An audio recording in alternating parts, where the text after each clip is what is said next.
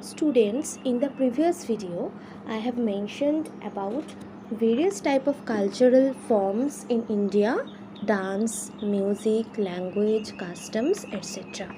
In this video, I will teach about painting, architecture and festivals of India. Paintings বা চিত্রকলা. Early man used to draw pictures on the walls of the caves. Early men বা আদিম মানুষ কোথায় ছবি আঁকতো? Caves বা গুহায়. The art of painting improved with the passage of time. সময়ের সাথে সাথে আর্টের যে ফর্ম সেটা কিন্তু ইমপ্রুভ করেছে. Ajanta caves in Maharashtra have some of the best painting. তোমরা জানো অজন্তা পেন্টিংয়ের কথা, যেটা হলো one of the best painting.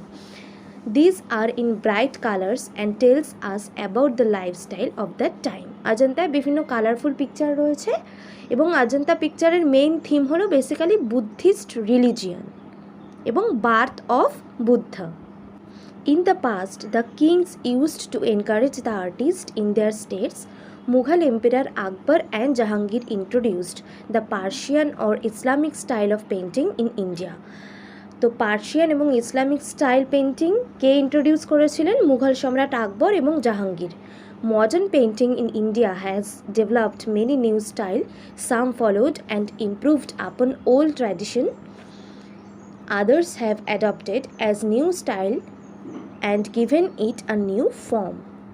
So modern যে আর্ট সেটাও কিন্তু পরবর্তীকালে আর্টের যে ওল্ড ট্র্যাডিশন সেটাকে অনেক ক্ষেত্রে ফলো করেছে.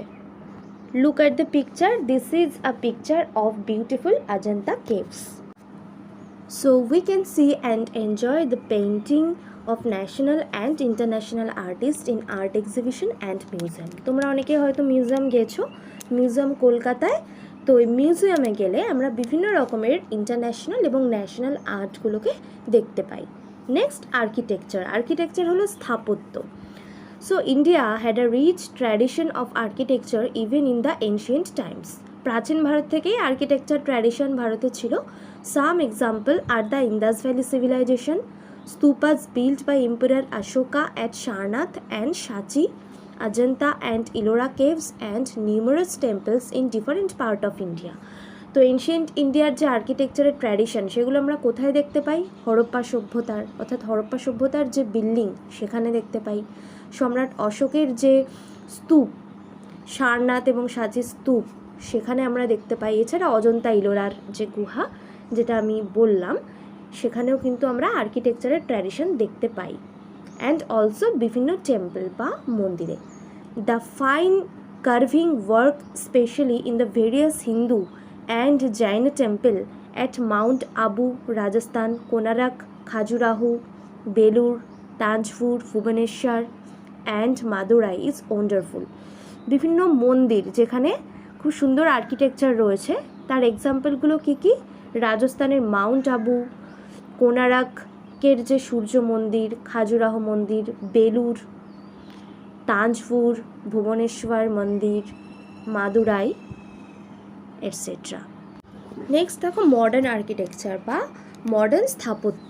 The British further added to our rich heritage. They build churches and office buildings. The churches of Goa, Victoria Memorial in Kolkata, Parliament House, Rashtrapati Bhavan in New Delhi আর সাম অফ দেম. পরবর্তীকালে ব্রিটিশরা এসে বিভিন্ন রকম আর্কিটেকচার তৈরি করে. তার এক্সাম্পলগুলোই হলো গোয়া চার্চ, ভিক্টোরিয়া মেমোরিয়াল, নিশ্চয়ই তোমরা অনেকেই সেখানে ঘুরতে গিয়েছো, পার্লিয়ামেন্ট হাউস, রাষ্ট্রপতি ভবন এটসেট্রা. আফটার ইন্ডিপেন্ডেন্স বা স্বাধীনতার পর কী হলো? The Indian architecture further progressed. Indian architecture আরও বেশি প্রগ্রেস করলো. Now it is affected the development all over the world.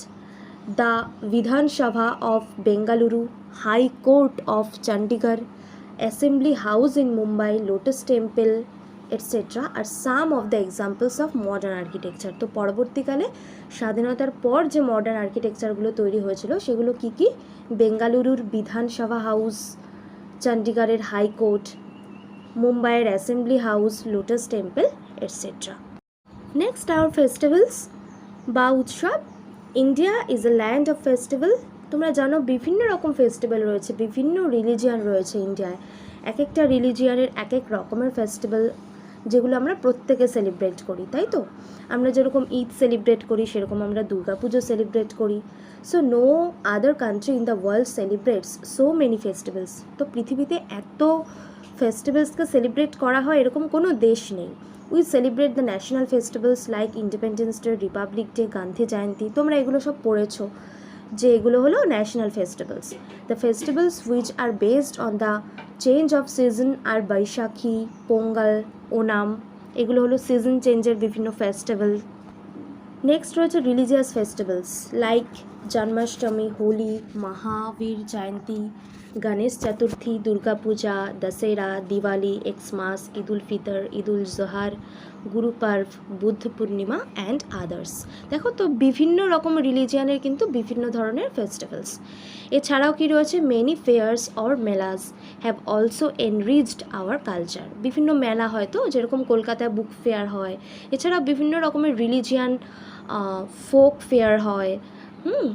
তো সেই মেলাগুলোও কিন্তু আমাদের কালচার বা আমাদের সংস্কৃতিকে অনেকটাই সমৃদ্ধ করেছে। All this have added mirth and joy to our lifes. তো এই ধরনের মেলাগুলো আমরা কি করি, এনজয় করি এবং আমাদের জীবনকে অনেকটাই বেশি আনন্দপূর্ণ করে তুলেছে। We must to be proud of our heritage which has bound us together. So we must be proud of our heritage which has bound us together. আমাদের হেরিটেজ বা আমাদের কালচারাল ডাইভার্সিটি সম্পর্কে আমাদের গর্বিত হওয়া উচিত, এবং এই হেরিটেজ কিন্তু আমাদের টোটাল ইন্ডিয়ান বা ভারতবাসীদেরকে এক সূত্রে আবদ্ধ করেছে।